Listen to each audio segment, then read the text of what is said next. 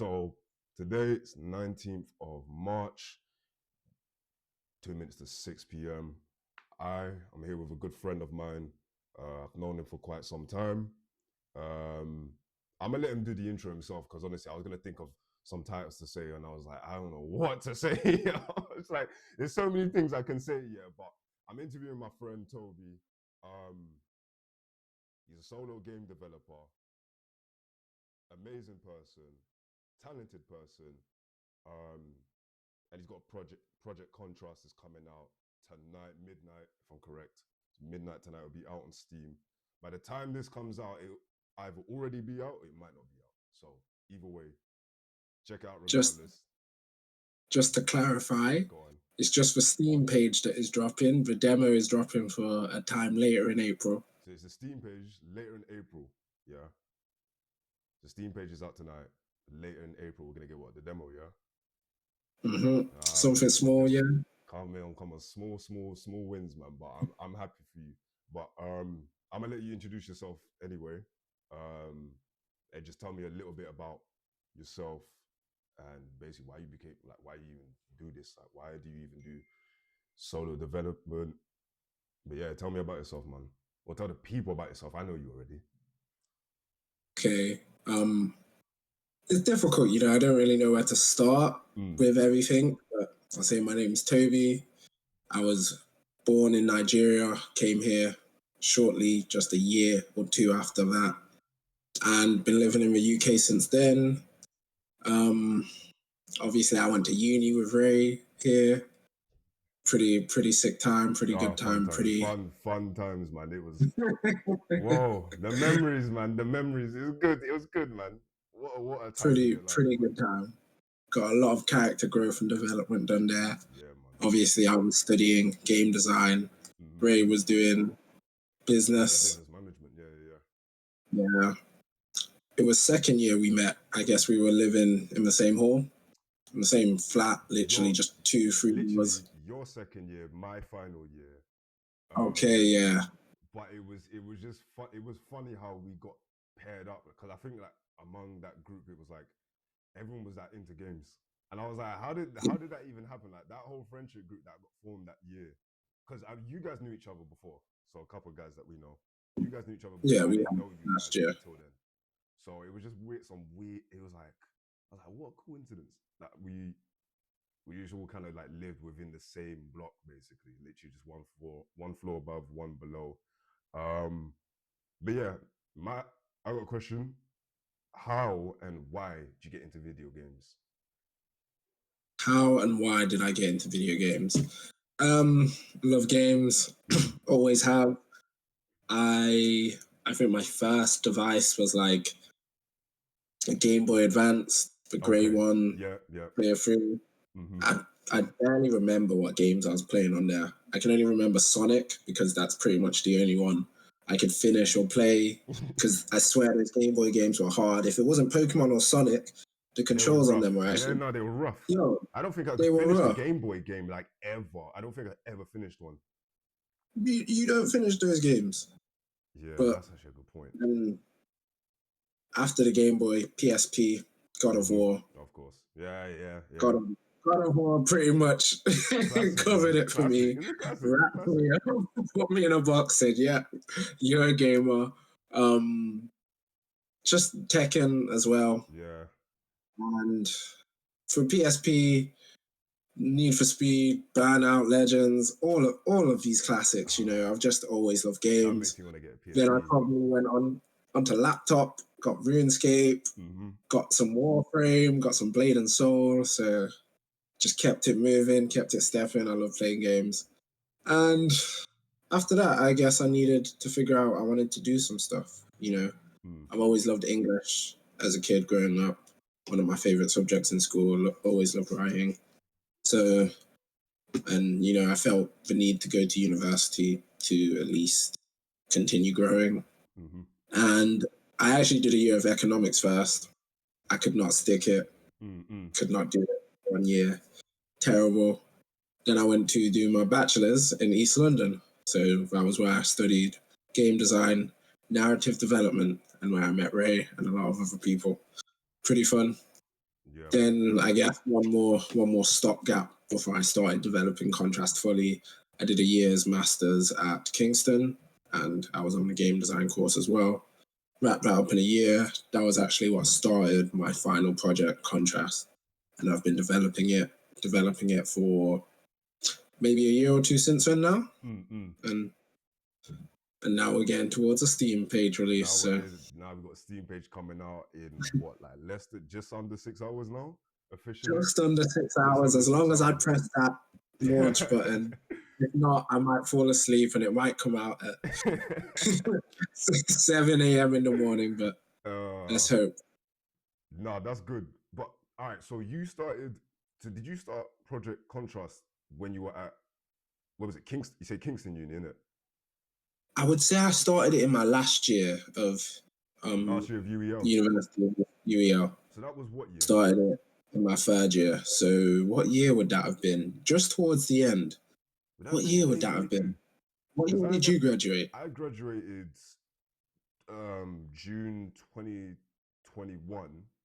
You had 2021. 1 year after. 1 year, so 2022. June 2022.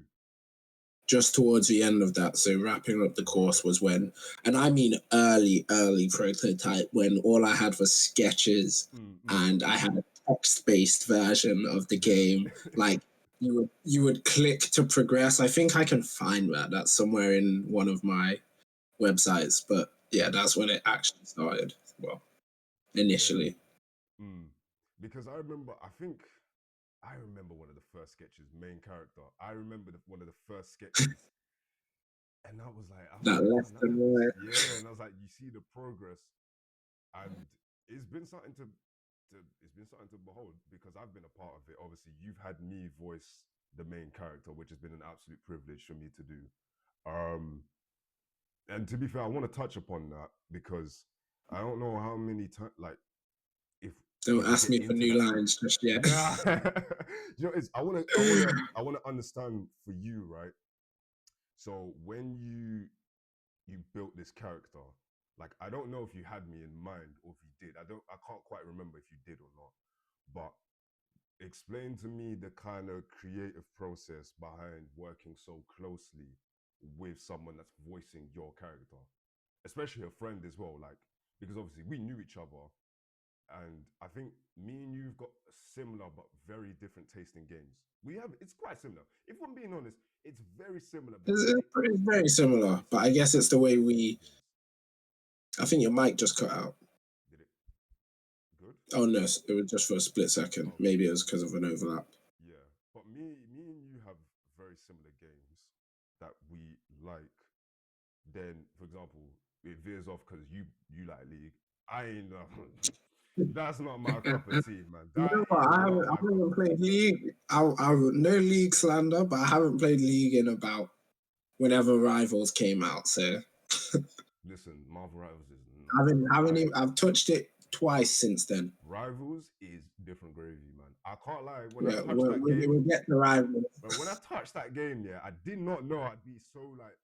I looked at my PlayStation, because on PlayStation, like, when you go in the game, it tells you how many hours you got. I got like 300 plus hours in it, and I was like, see what I mean? And you wanted to come at me with League. I didn't think this was gonna happen when I first touched this game, but 300 plus, oh my god, neck deep in it. But yeah, I know. So explain to man, like, what's it like working so closely with say an actor, voice actor? You know what? It's definitely an experience, and the thing is, it's actually my only experience with this kind of thing, because the little work that I've done with other voice actors is, as I said, it's very little. So how this experience has been, it's been, I guess it's very, the word I'm looking for is lucrative, you know, because you have someone right there who is doing the skills and that assets that you need, and it just allows you to confidently press forward because you know that you have the lines there ready, and you know that they're gonna be inputted. So it kind of it's like one less weight on my shoulder. I don't have to go and find a certain voice for this role or anything like that. And I guess when I was designing the character, I always knew he was going to be a brush, like very hot-headed, tempered person. And with the work I've seen you do on other projects and just what I've experienced while we were living together in uni, I pretty much knew that it was always a strong option that I had. So that's why I was able to press forward with the character in the way I did. And now later down the line, when things are starting to take shape, it's just good to know that I have someone to rely on for a character that is pretty close to my heart, I guess. Yeah, no, and I appreciate it because that's like, that's your baby. Do you know what I mean? Like that character. But I've enjoyed voicing him. I've enjoyed voicing the character. And I think one of the things that I like, especially because obviously like it's not like I'm working with a massive studio. Like you are a solo developer, so I'm working very closely with you in the forming of this character. And I know, like, obviously you studied video game narrative. I know how big you are and how big I am on game narrative. Like that has been something that we love. Like there are games that we like, Cyberpunk, just off the top of my head, where it's like the narrative is what just sticks. Do you know what I mean? And one of my favorite things about playing those games is like, I wish I was in the studio. Like I wish it was me. Do you know what I mean? One of the things is that I wish it was me in the studio doing this because they're killing it. Let me make some of them decisions. Do you know what I mean? Like I'm like, I'm looking at these decisions and it's like I love everything they're doing. I'm just like I want to be that person in the room with the writer. What going through this? Working with you is an experience because it's like, for you said it was like your first time doing it. For me, it's like I've not had many opportunities to do that. So I'm still very new to it. Although I've done it before in a previous project for like 2 years. I was repeating the same lines over a course of like 2 years over COVID. But that creative project is nice. Like I like it because you present to me a character. You say the character is like XYZ. I want lines to be delivered like this. And the best thing about working with you and what I've noticed with working with people who don't have much like in the way of resources, right, is like you're open to more creative freedom. Like it seems to me like you're very open to creative freedom because I might go to you, and I'm pretty sure I did at some point. I'm pretty sure I went, I don't think this, like, it'd be like you would have a line. I think what you said was these lines are whack. Nah, here we go. Yeah, he's just putting, see what he's doing. I ain't never say anything like that to him. Yeah. No, it'd be like you have a line, and I'm like, okay, I know it's like you want me to. It's like, what is this thing that I got taught? It's like don't give them what they want, give them what they need. You want it's like want it said a certain way. Then I come in, and I might just change 2 words in it, and change the way I end, and change the energy on it, and you'll go, you know what? That's not what I had in mind, but that's exactly what I need. Thank you. Exactly. You know, because I'm limited to the ideas that I can think of, that I can push. But when I'm working so closely with a voice actor, it's like the personality actually starts to take shape. It comes to life. And you cannot really create a personality one-sided, you know. It's something that just constantly grows. Yeah, because it is interesting when you think about it. It's like behind all our favorite characters, there's a team behind each and every one of them. It's not just one person. It's like exactly. It's not. It's always a team of people behind our favorite things. Like even when it comes to like our favorite music, it's like you've got artists on there. It'll say an artist name, but there was a team behind the song, you know. And it's always not like my favorite part about it is like I'm looking forward to the final product, but I don't think for me it will hit as hard as much as it has been like working closely to you and doing the back and forth collaboration. Do you know what I mean? It's like the journey is the reward type of thing. The destination, great, we get there. Do you know what I mean? Yeah, amazing. I'm gassed, but it will not top the journey of going through lines and me sending it to you and you going like, all right, now this. Do you know what I mean? Or like you sent me a bunch of lines and I'm like, cool, I need to find the time to do all of this. And for me, it's funny, right? Because I'll record the stuff for you, yeah, and I've gone, this is shit. I have no idea. I'm like, this is shit, man. I'm giving And it I'm my like, best, and yeah, I'm like, oh I can my. work with this. I'm like, Let me oh, run I'm like, this. this is so ass. This guy's gonna. In my head, I was like, this guy, he's my friend. He's my good friend. Yeah, I know he's gonna send this back to me. Like, what the hell are you doing? And you'll go, I like this take and that take, and I'm like, I swear on these are the worst ones in my opinion. But it's all perspective, because I'm giving you my best, right? And I'll go, do you know, I like take 1 and 7 and whatnot of this line, and you'll go, I like 2 and 6, and I'm like, huh? I'm like, I You gotta don't know. put them I'm like, together. do you know what? I'm like, do you know what? That's the best thing about it. Yeah, I'll send it off, and I'm like, do you know what? I like sending you options because I don't know what you're gonna like.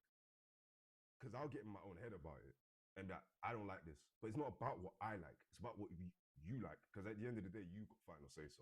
Do you know what I mean? But away from that, the we're calling it project contrast, and we're calling it contrast, Either. right? Either hits. So I'll do Project contrast project for sure. contrast. It is. I've just realized I was like, my tongue is twisting up right here. Maybe it's because I've got dry mouth, but project contrast, the theme behind it, what inspired the kind of theme behind it, the kind of the style, because I love the style. And I was thinking about today, I was like, I'm trying to pinpoint what could have inspired the type of style behind it, stylistically, the premise. What inspired Project Contrast? It's hard to pinpoint to just one thing. I think Yeah. the whole reason why I even named it contrast was because of all the conflicting and different ideas that made the project. Honestly, but it's like he's spitting. Let him cook, there's man. there was so much, you know, and I think just the division in things. I love representing the imbalance and the chaotic good and all these kind of things.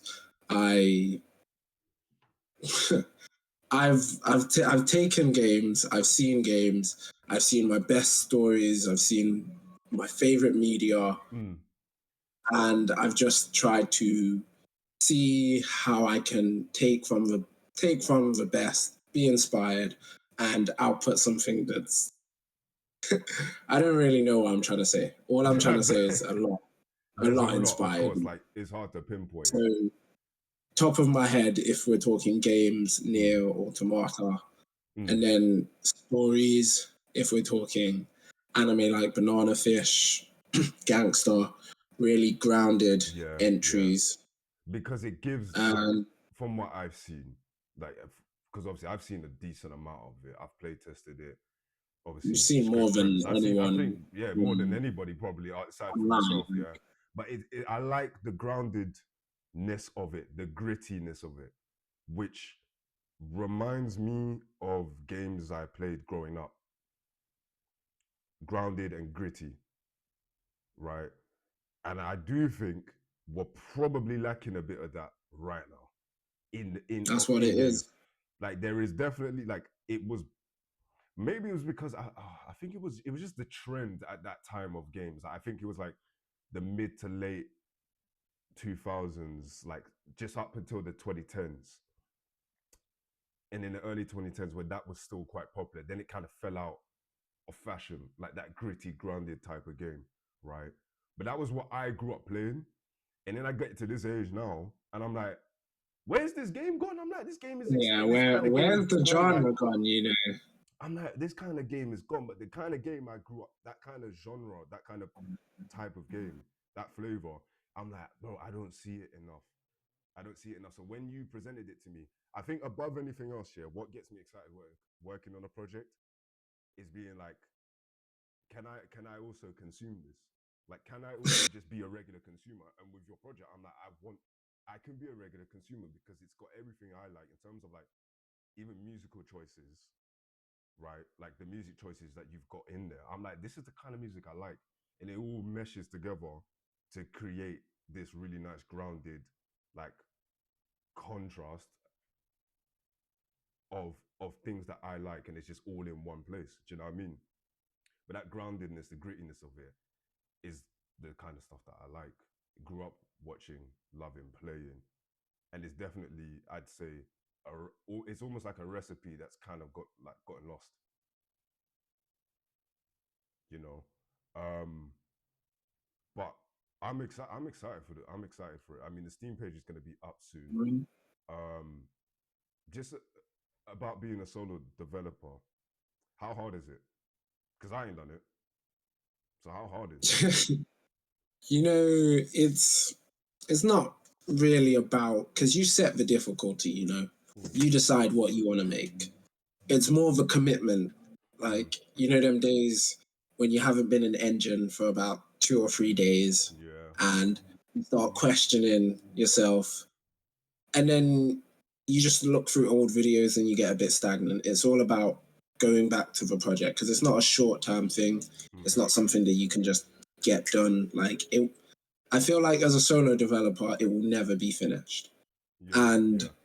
That's not to say that I'm not fully committed to finishing the project. It just means that I'm always going to have things to work on. And it will get to the point, the project will get to the point where I will definitely bring on more hands, and just to speed up development and make things more efficient.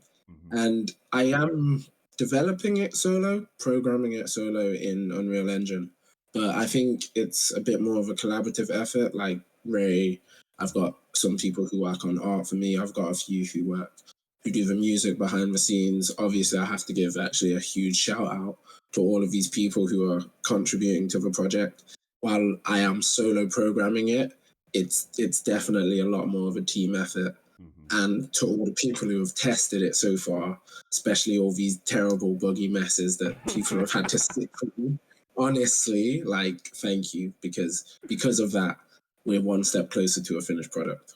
Yeah, no, it is. It's all collaborative effort in it, like, because I know the term solo developer gets thrown around, and it's not always quite the case that someone is actually like completely solo developing a video game, because that's a very hard thing to do, to completely outright solo develop. Like, that's hard. That's very difficult, you know.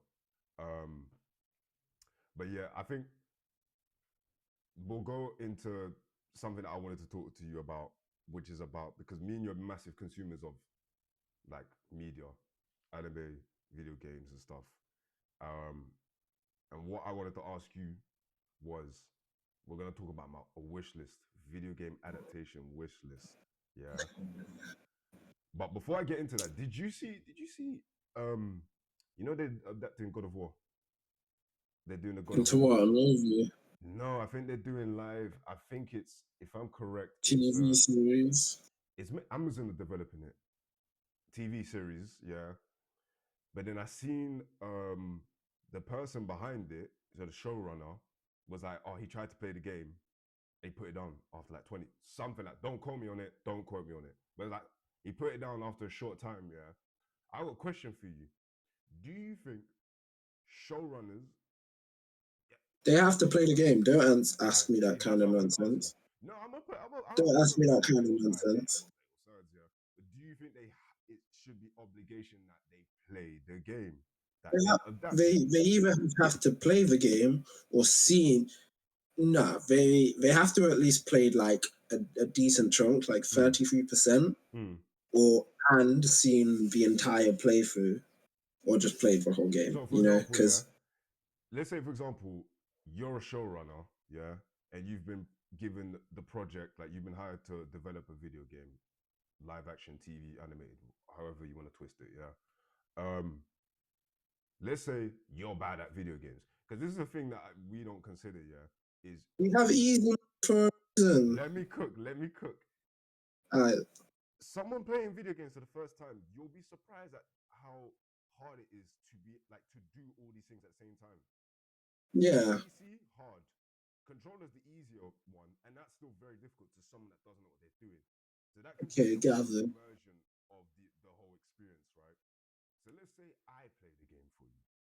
You're sat on the sofa next to me, I'm playing, you experience it. Even that much, you think showrunners should be doing that? Yeah, I feel like definitely. Of course. They have to be. The reason why I'm asking that, yeah, is because my whole thing is like, maybe people are forgetting, right, that this could just be another paycheck for them, right? Of This could just course. be another paycheck. For us, it's passion. You know, you're adapting my favorite video game of X year, you know? You come on and I'm excited. My favorite video game is getting a TV adaptation. It's going on primetime television. I'm gassed. Find out showrunner didn't play the game, didn't like it. They're like, I don't need to, I ain't checking for the material. A bit And mad. you're like, oh my gosh. Right. You see video game adaptations, yeah? Who are they made for? Who are video game adaptations made for? Are they made for gamers? Are they made for casual viewers? Or is there an intersection of both? Of course, they want to maximize the target base. They'd rather try and please everybody rather than piss off a large majority, you know.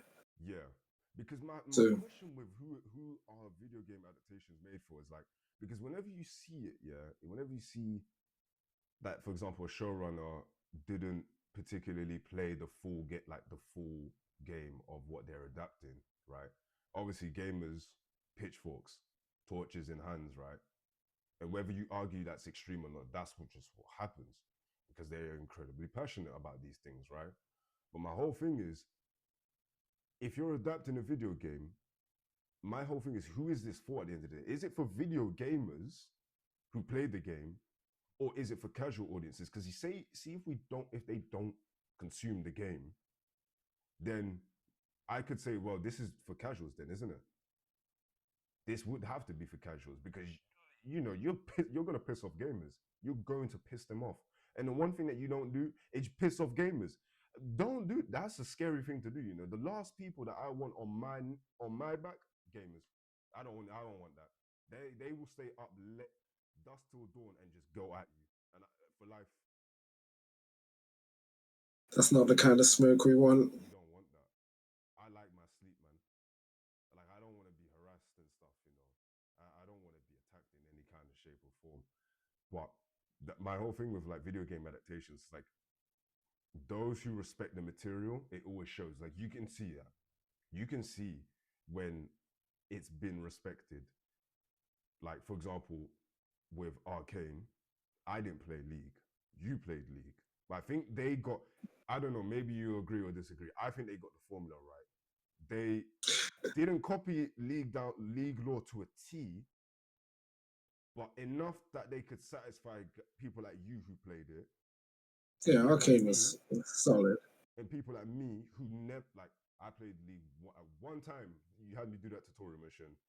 And how long was I on that for? Like 5-10 minutes before I even started. You couldn't hack it. I couldn't even get past the tutorial. I was like, this shit is difficult, man. I was like, how the hell do you do this? Like, I mean, I could understand why you got mad now. I was mad from like the tutorial. I can understand that. I was like, exactly. So can you imagine when I'm playing against 5 other people? Or on my 7th defeat or something? Nah.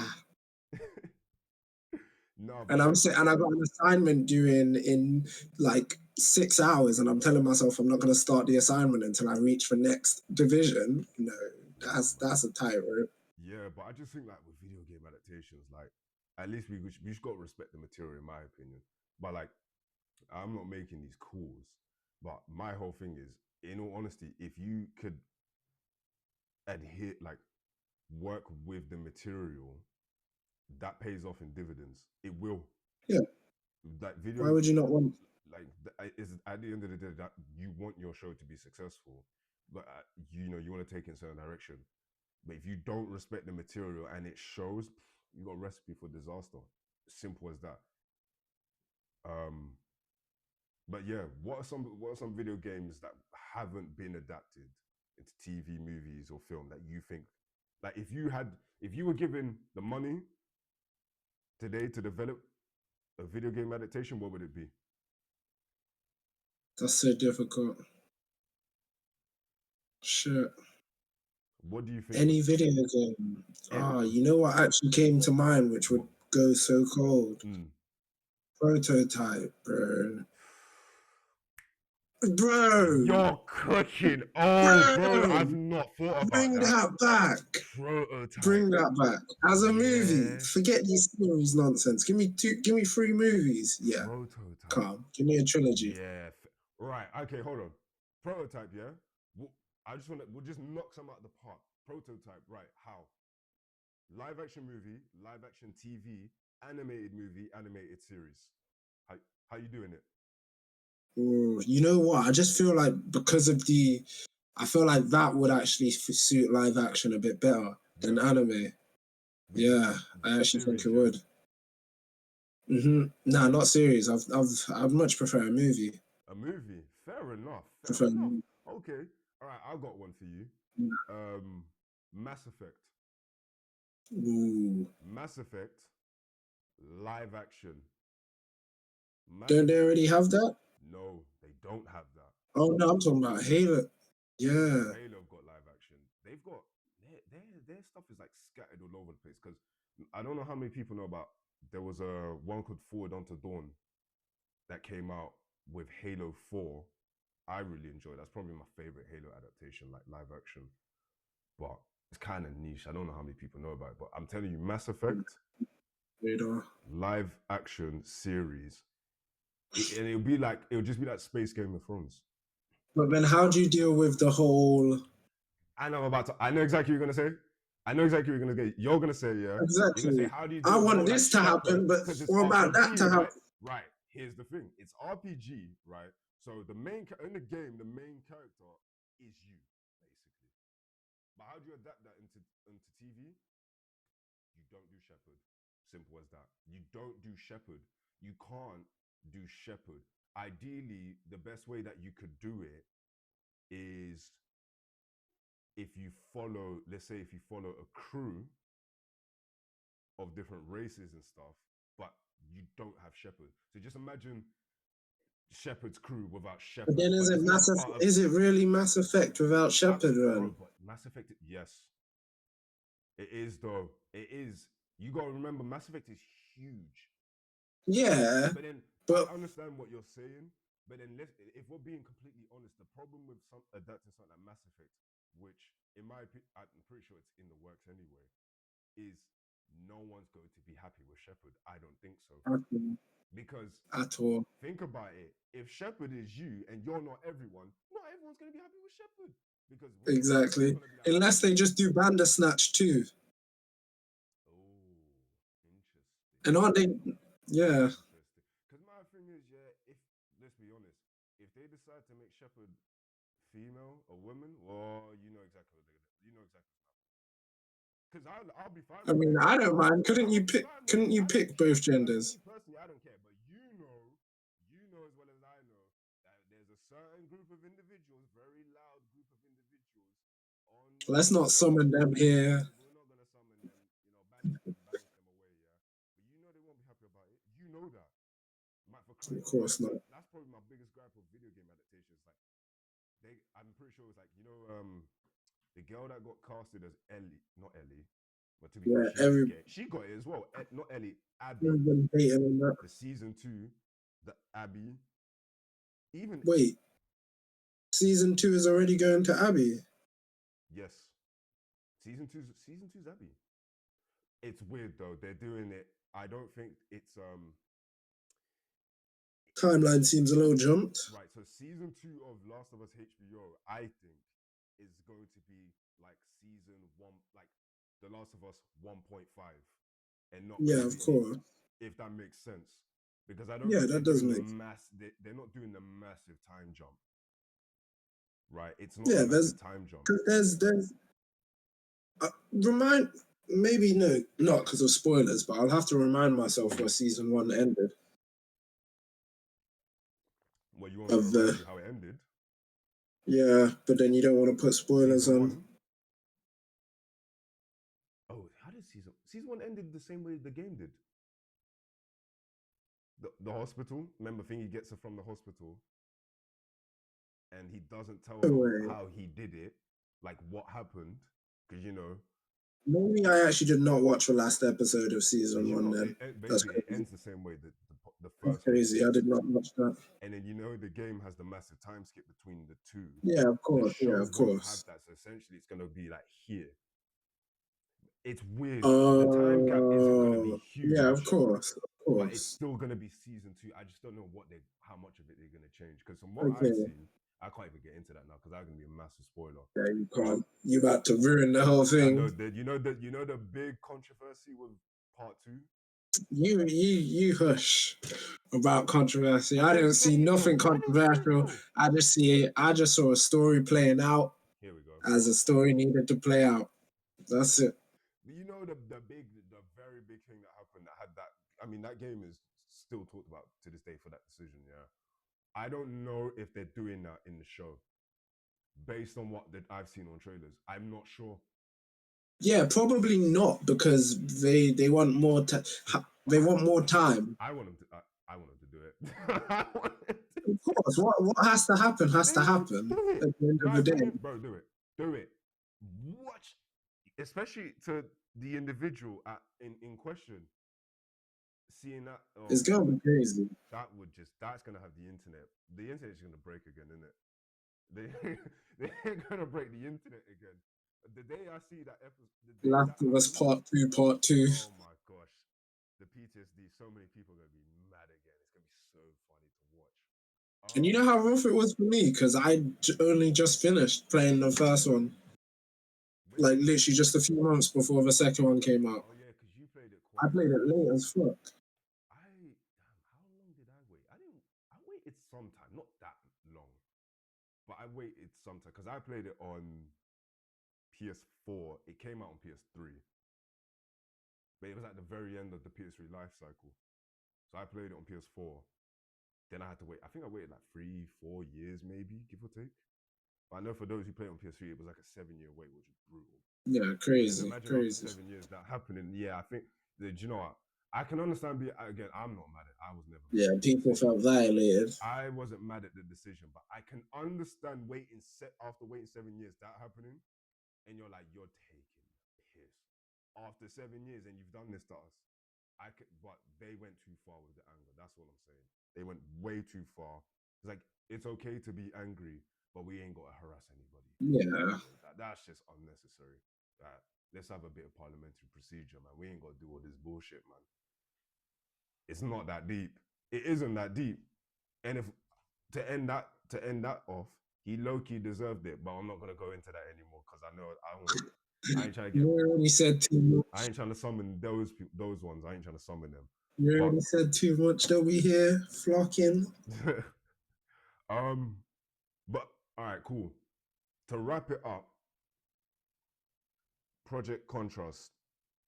What do you have? What's like the end goal of Project Contrast? Like, where do you want to take this project eventually? For this project, the end goal, I am considering maybe Kickstarter after I reach a viable, like, vertical slice of the game.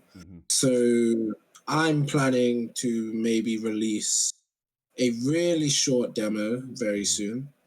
And then after that, I'm going to build to maybe get hopefully up to an hour or so worth of gameplay. That might be a bit of a reach, maybe not, depending.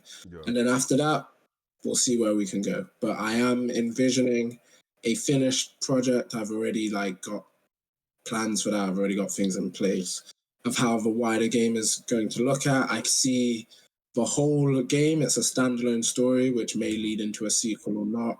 And I see that being around 15 or so hours worth of gameplay for the entire main story. Yeah. Whether I am able to develop that myself or with a bigger team is yet to be known. But that is. I mean, again, I'm excited. I know me and you will eventually end up doing more work on it. So that's something I'm excited for. But honestly, I'm wishing you all the best, and we'll end up coming back and talking about this project again eventually. Because right now we're talking before the Steam page. I reckon the next time we probably touch base about this again. Hopefully demo out and we can talk about it then. When the demo comes out, I'm doing a playthrough of it.